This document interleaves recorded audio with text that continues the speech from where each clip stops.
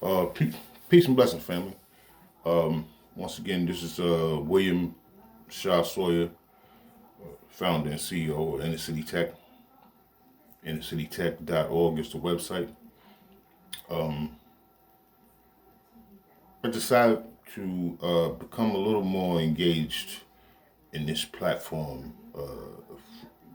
moving forward in the year 2021, right? As I said many times before, I never really started this channel to, get like, mass subscribers or to make money or anything, any of that nature. It just all really started because I kept, I've been doing so much work in the community, in the communities of New York, Brooklyn, Queens, Harlem, Bronx, here and there, that I started to run out of space on my phone for the video footage, right? And then, somebody in my organization suggested to me that, perhaps I should start a YouTube channel, right? Just to store, to have somewhere to put the videos, right? So that was the original intent. But now, since people sort of consider me a community leader, activist, so on and so forth. And people have been expressing to me that I should use my voice more, right? So yeah, we'll see how that shakes out. In any event, I don't want to waste too much time. I usually like to just do little quick, little things and upload it and get off, right? But I want to talk about today black lawyers, COs, cops, and professionals, right? Black professionals, right? So in that order, let me address black lawyers, right? Black people, black law firms, right? If you study the history of how lawyers originated, right? And I'm not gonna go too in depth in this, but I just give you a little background. So lawyers originates from in Europe where they had kings and queens and all that, right? You would have the king's court, right? Like for example, the court jester, right? That was a person that was it was his job or her job, but mainly as a male profession to entertain the king and his royal family, right? And so, within the king's court, you had what's called, you know, barristers, right? Or esquires, which is commonly known today as lawyers, right? So if you was just a regular subject of the king, of the kingdom, right? Or peasant, and you had a grievance or issue that you wanted to present to the king, right? Well, first of all, you to speak the king's language, right? So then therefore you had to pay a barrister or someone who was in the king's court, right, to present your argument to the king, right? So there's an old saying that, listen, you can write a motion, right, a legal document, a motion on a roll of toilet paper, as long as you're speaking the right language, right? As long as you're speaking, that is admissible, right? Not suggesting that you would, but someone has actually done that before. That is a fact, right? So you can do this, but you have to be speaking the language. You have to be speaking the king's language, or in this case, the court's language slash the judge, right? So if you write a motion, putting in biblical quotes and all, because this has happened. I've seen this, right? Putting in biblical quotes, judge not lest thou should be, just not lest ye should be judged and all that. They're not trying to hear none of that shit, man. Right? That's not you're not speaking the right language, right? So this is why, okay, in the United States Constitution, right, they have it so that, listen, you know, you have a Sixth Amendment right to be represented by counsel, but you also have a constitutional right to represent yourself.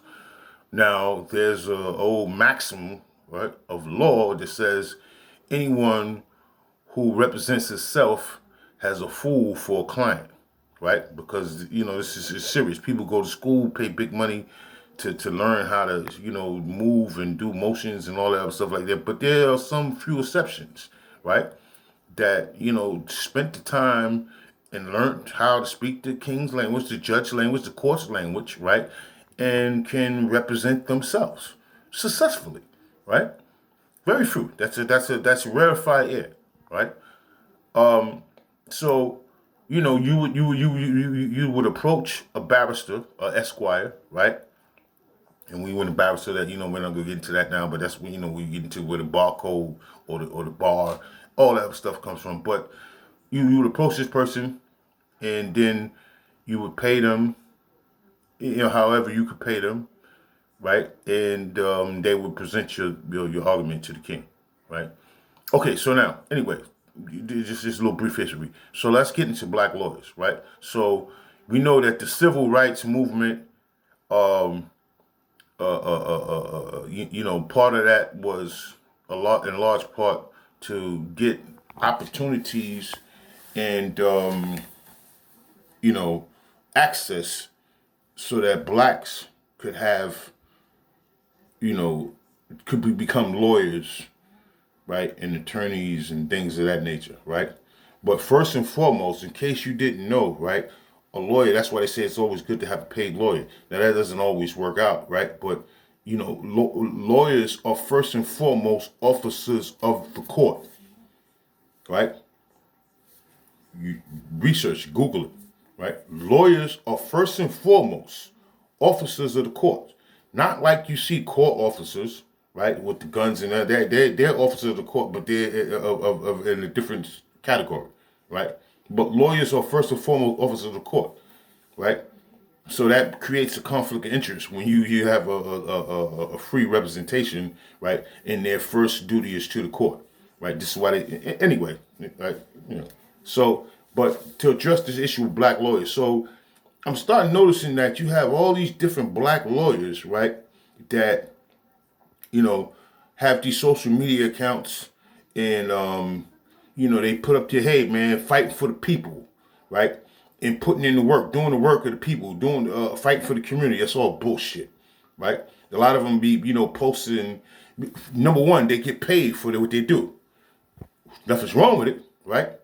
But what are you doing for the community? Do you support community-based organizations, right? What are you doing? You say, okay, yeah, you represent black people who have been accused of a crime.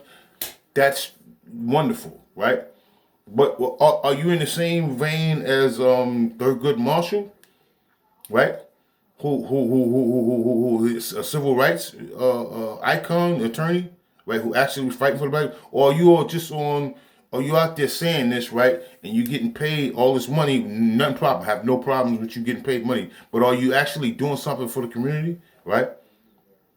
Do you donate to community-based organizations, or do you post pictures up on Facebook and Instagram, or you ride around in your Bentleys and you in your penthouse and you and all that other stuff, right? Come on, man, right? Really, you get paid well for what you do, right? And people fought and died for you to have that right. So how are you really giving back, right? Really, right? Now, same could be said for COs, correction officers, and cops. Okay? People fought and died for the right to do it, but then you still have some COs that'll come in cops, right? That say for a CO will come in to work, right? And then take out all their frustration and their anger on the same people, right? Who are from their neighborhoods. Maybe you moved out the neighborhood once you got a little money, right? And so you're not really there exposed like that, but your parents still live there, whatever the case may be, right? But sometimes the COs will come in and do you worse than white officers, right? So blacks and Latinos, right? So you know, not realizing, listen, man, you didn't just get there on your own. People fought and died for it. Even the Attica um rebellion, right, was to have more, and people died there, and that was, and partially that was to have more officers of color. Okay, right? And so now you guys get these jobs. You was just regular person in the hood, struggling like everybody else. You didn't get in no trouble or whatever the case may be. You put in that you put that application in, and then you got accepted. You went to the academy, and now you're an officer, right? You know, you might have came in with, with certain ideals or whatever the case may be, but now you're in there after a few years. You become just as much as the problem as anything else, right? Or even worse. Okay, same thing with the cops, right?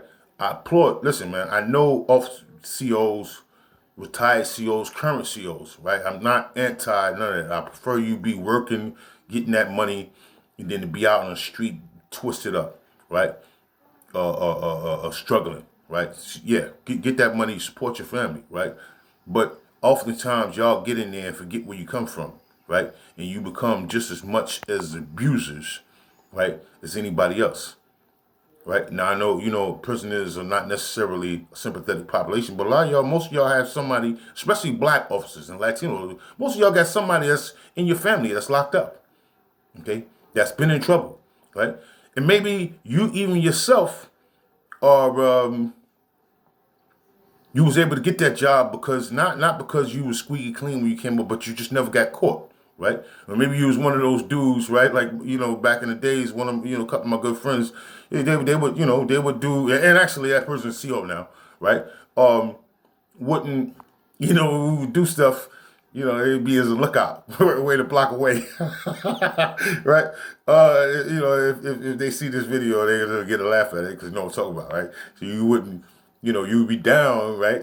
But you be the lookout. You way to block away. If something happened, you got the head start, right? Anyway, same with the cops. I'm not anti police. I'm anti corrupt. I'm anti abusive. I'm anti racist police, right? Our friends plus the police, right? Yeah, politicians, political friends, all that stuff, right? People that are like just good people, right? But you can't be a correction officer or CO, right? As is in the comment, or a cop, a black cop, a Latino cop, and then you see white cops. And this is nothing against, because there's plenty good white cops too. And I'm going to mention something about that, right? But you can't see them abusing one of your people, man, right? You can't see them doing a plant evidence, physically assaulting someone, right? And not say nothing. There's an old saying, right? That means you're not a good cop, right? You're just as responsible, man. You have a moral and a fiduciary duty, right, to try to stop it, to say something, right? This is why when the cops in George Floyd, they wasn't the ones. It was three other cops there. They wasn't the ones standing with their knee on this man's neck, right? But they didn't stop it, right? And then when other people were saying something and trying to approach, you blocking it off, man. You blocked. They stopped people from interfering, right? So that means you accessory to the murder, right? And this is the problem. This is what happens with the black cops, man, and the black COs, man, right? This is what happens, right? So y'all say oh hey man, I ain't gonna. But what are you doing to stop it? When this something happens, do you say something? Do you try to interject? Do you try to intervene? If not, then you're just as bad as the racist cops, man. It's people that's doing stuff, man.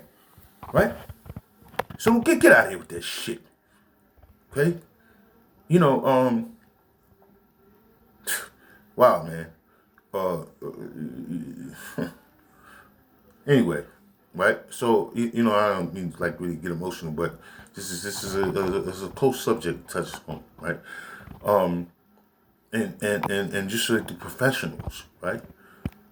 What are we? And again, like I said, I'm not anti-cop, man. There's a lot of plenty good cops, right? There's a lot of plenty good black lawyers, man. I could start name, I can name people, right? I have people's numbers in my phone that look, man, right? So nobody's suggesting that, right? But let's say this, right? In Islam, right? There's over like a billion, yeah, almost it's a billion and a half, if not more, Muslims throughout the world, right? But who gets all the attention? The terrorists, right? So they say, well, listen, that's just a small percentage of Muslims, right? That are radical, right?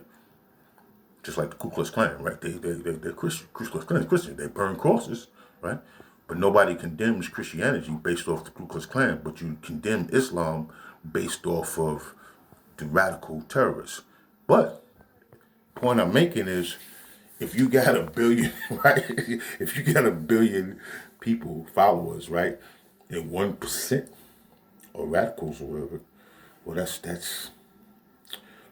rough. That's a lot, right? It's just people that are willing to go and just, that's it's significant, even though it's maybe just 1% or 2%, whatever. So, with black professionals, right? You know, people who have been, Ivy League educated and all this other stuff like that, right? And you went to Harvard, you got your law degree, or engineering degrees, or whatever the case may be, right? What are you doing for the community? What are you doing for your people, right? Really, what are you doing, right? Because if you're not a servant, right? If you're not serving the people, if you're not serving the community, well, what are you doing? Right? Okay, so you got a degree that says you can count to five on one hand. Whoop de fucking do. Okay? But what are you actually doing to help your community, man? To better to better what are you doing? Did you like Clarence Thomas, for example, right? This epitome of a so-called black professional, right? This fool, this Uncle Sam, this sellout, right? And I said it. He's a sellout, he's Uncle Tom, right? Got a problem with it? All right, fine and dandy. I respect your opinion, but that's my opinion, right? This guy was benefited from affirmative action. Okay? Google his history. Okay, he benefited from affirmative action, right? And then when he got up, it's like a guy that had a ladder set out for him, right, by someone else. Then when he climbed up the ladder, he tried to snatch the ladder up so nobody else could follow him. He voted against affirmative action, right?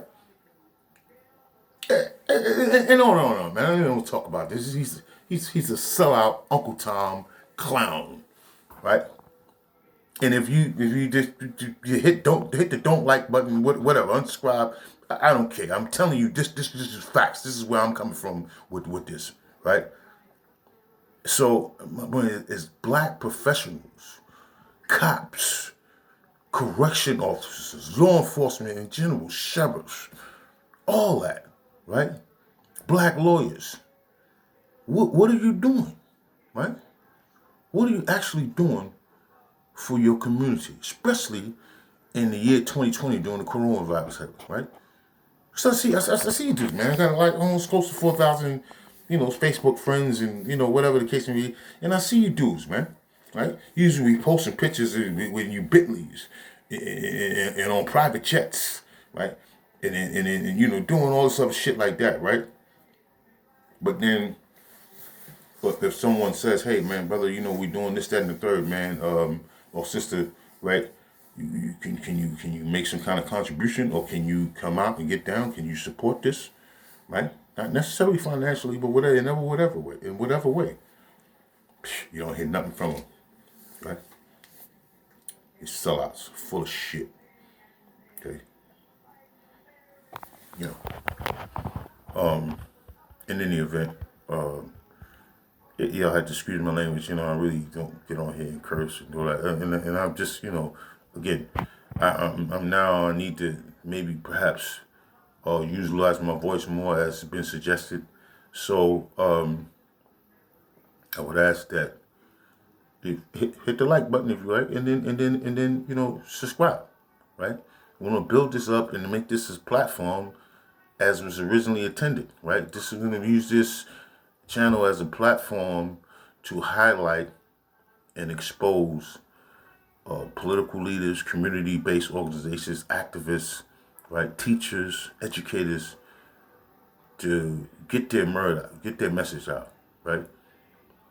And so again, I look at, I'm always on YouTube looking at documentaries on, and I always see like, hey man, you got guys on there that's on YouTube with YouTube channels that are just, and they have X, Y followers. So look, this is we're gonna start. I'm gonna start posting a little more regularly, right? And linking up. I got a lot of different connections I haven't even just used. So I'm going to really start engaging more on this platform. And so share this, hit the like button if you heard something that was enlightening or educational or you agree with, and subscribe. Peace and blessings, family. This is William Shaw Sawyer, founder and CEO of Inner City Tech, nonprofit certified 501c3 nonprofit organization. And the website is www.inner citytech .org. Peace and blessings. Y'all have a great new year.